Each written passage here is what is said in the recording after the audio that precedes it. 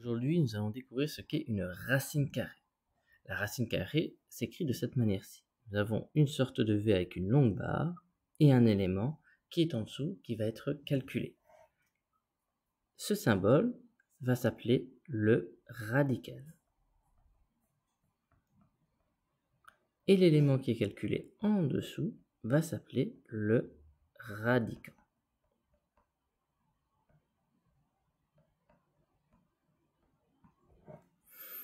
La racine carrée, comme je viens de le dire, est une opération. Pour la plupart des opérations, nous avons toujours une opération inverse. Grâce à cette opération inverse, nous allons pouvoir déduire comment calculer la racine carrée. Je vais vous rappeler un peu ce qu'est une opération inverse en prenant la multiplication. Si je fais par exemple 3 fois 2, j'obtiens 6.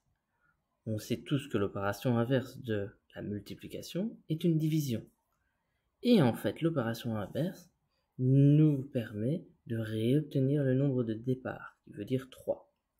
Pour ce faire, je vais prendre le résultat divisé par le même nombre que tout à l'heure, et j'obtiens 3. Donc, opération inverse, multiplié par 2, revient à diviser par 2 et obtenir le même résultat. Si je pars sur la même logique, l'opération inverse de la racine carrée, c'est en fait le carré. Je prends comme exemple toujours le 3. 3 au carré est égal à 9. Je travaille de la même manière, je prends mon résultat, la racine carrée de 9 est égale à 3. En sachant ça, si vous connaissez tous les carrés de certains nombres, vous allez pouvoir repérer vos racines carrées. Par exemple, la racine carrée de 25, vous savez sûrement tous que 5 au carré nous donne 25, alors mon résultat vaut 5. Et c'est pas plus compliqué que ça pour calculer. Ceci, ce sont pour les valeurs exactes. En mathématiques, on est bien d'accord, on ne travaille pas toujours de la même manière. Donc, certains cas, comme par exemple la racine carrée de 3, la racine carrée de 7 et ainsi de suite, tomberont sur des valeurs qui ne tombent pas juste. J'en reparle juste après. Avant ça, je vais parler des nombres négatifs. Il existe bien la racine carrée négative, et j'insiste sur le fait la racine carrée négative, donc ça veut dire que je place le moins avant la racine carrée. La racine carrée négative de 9, ça me donne bien moins 3.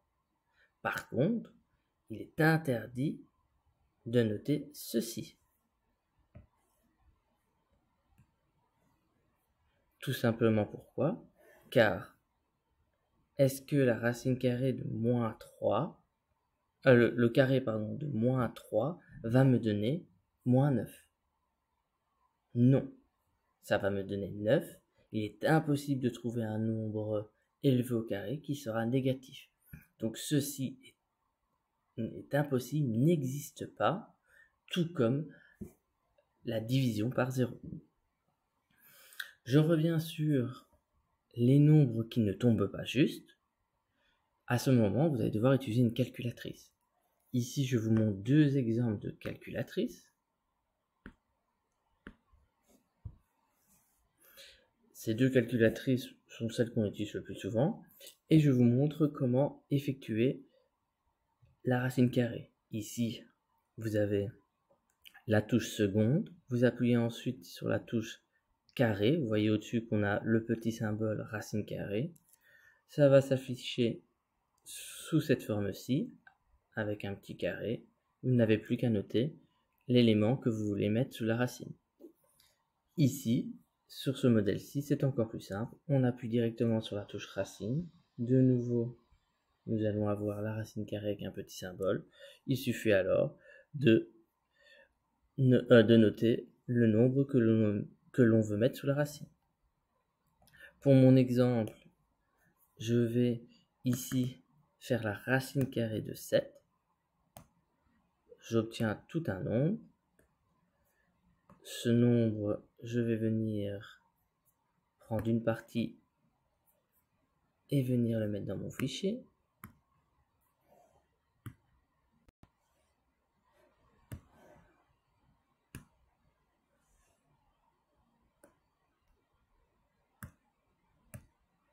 Voilà. Nous savons que ce nombre est la racine carrée de 7. Et cette fois-ci, je ne vais pas mettre un égal, mais un plus ou moins égal. Alors tout simplement pourquoi? Parce qu'ici au fond, il me manque des décimales. C'est un nombre à décimale infinie, donc je ne sais pas savoir si ce nombre est précis ou pas. Dans ce cas-là, nous allons plutôt parler de valeur approchée. Alors de valeur approchée, pourquoi? On va chercher entre quel et quel nombre se situe la racine carrée de 7. Et ça, vous savez même le faire mentalement. Alors ici, en sachant qu'on a 2,6, je sais que mon nombre est situé entre 2 et 3. Pourquoi? Parce on est bien d'accord que le 2 est plus petit que mon nombre, mais que l'on ne dépasse pas le 3. C'est ce qu'on appelle un encadrement d'une racine. Vous avez à gauche ce qu'on appelle la valeur approchée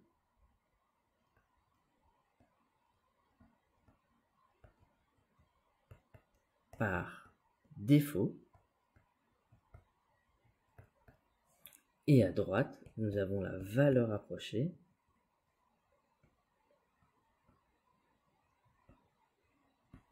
par excès. Ici, j'ai fait mon encadrement avec des nombres entiers, mais nous pourrions faire avec des nombres à virgule. Imaginons que je veux 3 chiffres après la virgule, donc ça veut dire au millième près. Ben, à ce moment-là, je vais pouvoir mettre de ce côté-ci 2,645. Je sais que c'est ma valeur approchée par défaut. J'ai encore des nombres après, ce qui veut dire que le prochain nombre, la valeur à approcher par excès, sera 2,646. Tout simplement pourquoi je prends la valeur qui est juste au-dessus, puisque on voit que j'ai un 7 juste après, donc c'est entre les deux. Et je peux faire ça pour n'importe quelle décimale, ce qu'on appelle donc la valeur approchée par défaut et par excès, l'encadrement d'une racine carrée. Il ne me reste plus qu'à vous parler de nombres que parfois nous pouvons calculer grâce à quelques règles. Si je prends la racine carrée d'une fraction avec des nombres qui sont calculables, comme par exemple 16 et 25, vous savez que la racine carrée de 16 vaut 4 et que la racine carrée de 25 vaut 5, car 4 au carré vaut 16 et 5 au carré vaut 25. J'ai réussi à calculer ma racine carrée en laissant sous forme d'une fraction. Je peux également faire la même chose avec un nombre décimal. Si je prends par exemple 1,44, si je fais sa racine carrée, vous allez devoir étudier un peu les carrés, mais 12 au carré me donne 144.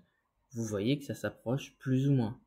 Si j'avais fait 1,2 au carré, j'aurais obtenu 1,44. Ce qui fait alors comme résultat, si je fais 1,2 au carré, 1,44, mon résultat est de 1,2. Tout ça, nous allons nous réentraîner lors des exercices, mais je vous ai donné ici toutes les bases que vous devez connaître pour les racines carrées. Merci à vous.